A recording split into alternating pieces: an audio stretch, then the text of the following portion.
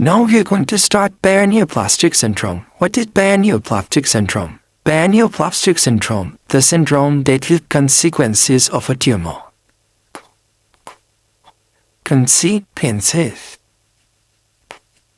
for tumor.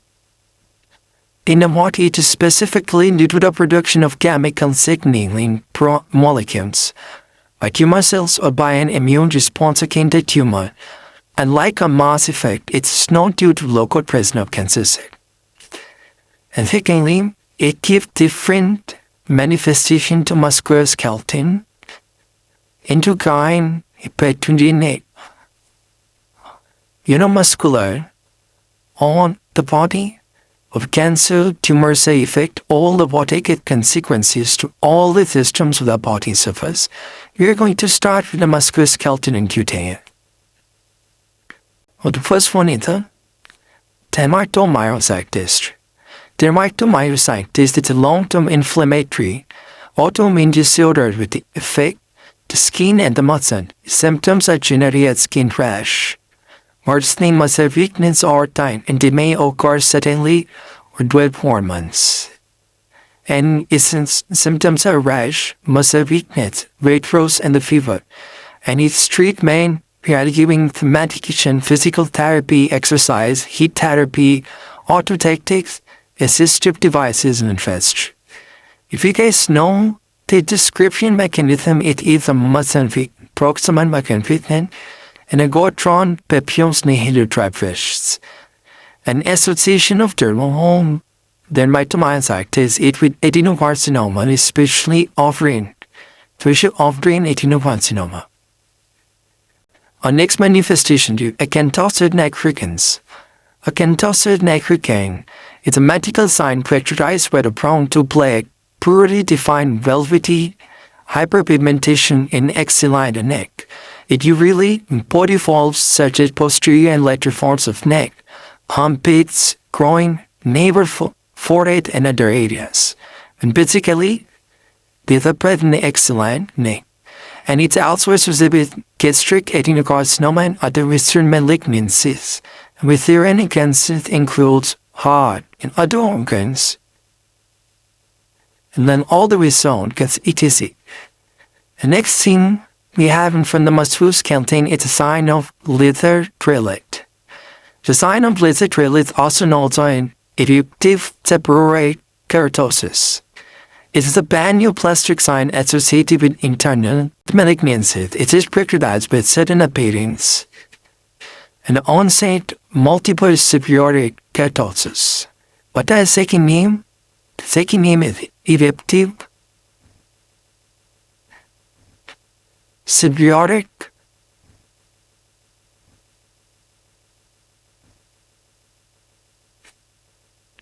keratosis. And is associated with the GI adenocarcinoma and the recent malignancies. And that's when the hypertrophic osteoarthropathy. What are the hypertrophic osteoarthropathy? The abnormal proliferation of skin in the bone and the distal extremities. It will cause a clubbing, arthralgia, pain in joints, joint effusions, periosteosis of tubercle, bones, periosteosis, inflammation, periosteum. And what are tubercle bones? The extremities, long bone, femur, and hernias. And these are also associated with adenocarcinoma of lung. Or indeed, talk about the recent organs, recent malignancies.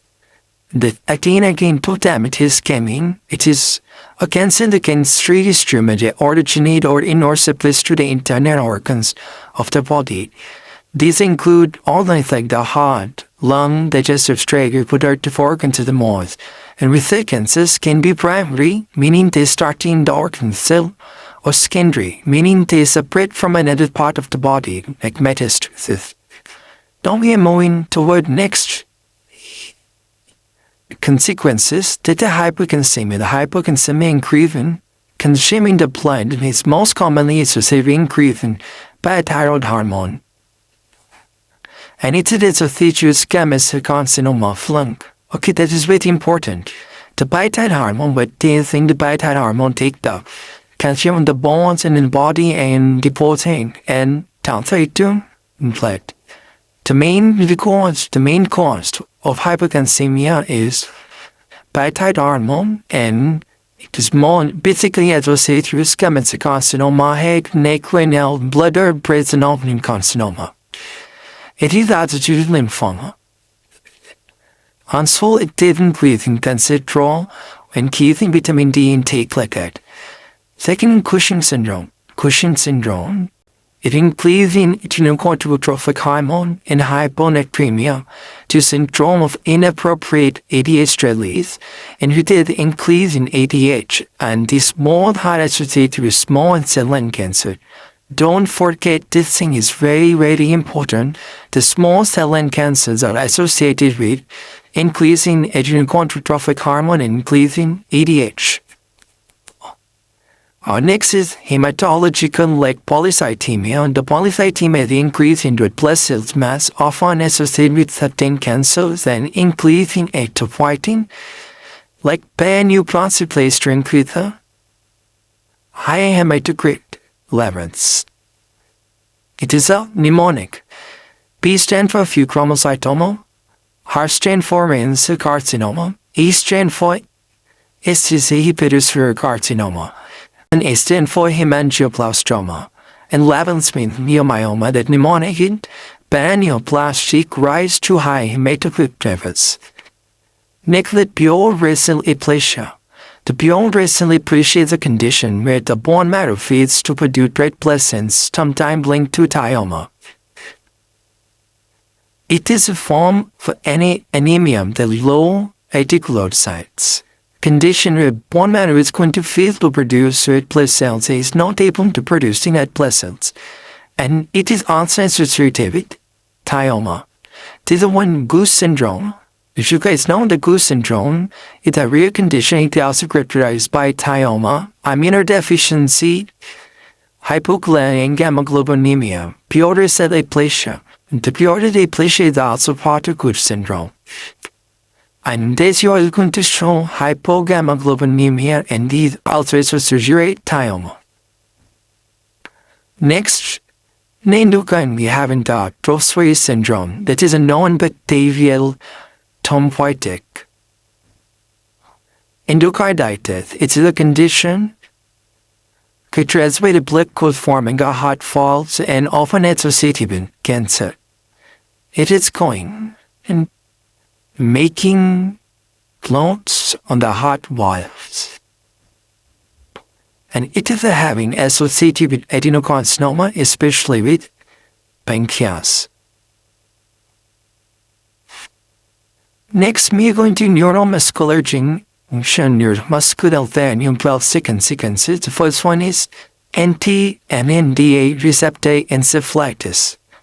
It's an autoimmune condition with antibodies target NMDA receptors in brain, often associated with ovarian teratoma. And it is again, given the psychiatric disturbance, memory deficiencies, dyskinesia, autonomic instability, and language dysfunction, because it is going to target NMDA receptor in the brain. Next is opsoclonus, myoclonus ataxia known, and it is a rare neurological disorder characterized by involuntary eye movements due to muscle jerks and coordination problems, sometimes linked to neuroblastoma. And it is given prescription having in dancing eye and dancing feet due to abnormal movement. The name is saying that opsoclonus myoclonus ataxia, and it's associated with neuroblastoma in the children's, and if it's occurring during the opsoclonus myoclonus ataxia in adults, then it having an association with small cell lung cancer. Then we having paraneoplastic cerebrodegeneration. Paraneoplastic cerebrodegeneration is a condition where the cerebellum degenerates, leading to coordination and the balance problems, often associated with the various cancers, and it is giving antibodies, antigen, and preconcussins, and its association basically with small cell lung cancer, gynecological and breast cancers, and Hodgkin lymphoma.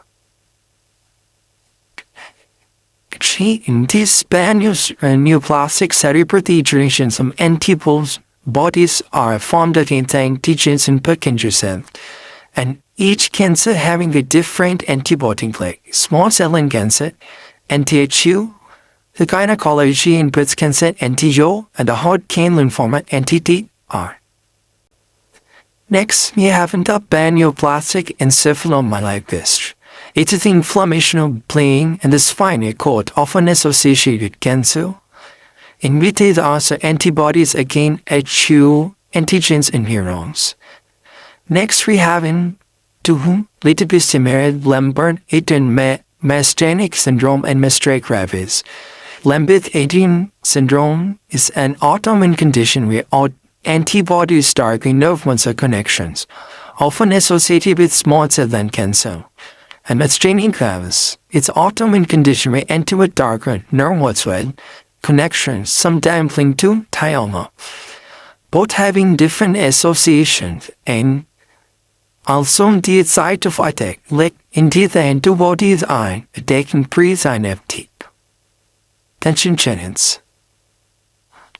In Lambert-Eaton myasthenic syndrome, there is deficient calcium channel neuromuscular junction and presynaptic, and myasthenia gravis antibodies that against the postsynaptic acetylcholine receptor and neuromuscular junctions, and it is associated with tumor and it is associated more of the lung cancer. Again, Lambert and myasthenia with the pretty and different antibodies that attacking presynaptic and postsynaptic. Here on calcium channels. Here on acid. They're going to tackle acetylcholine channels. And it's all about paraneoplastic syndrome and basically paraneoplastic syndrome is the consequence of a tumor that everybody is going to face, and it can be in musculoskeletal, endocrine, Neurologic, and neuromuscular.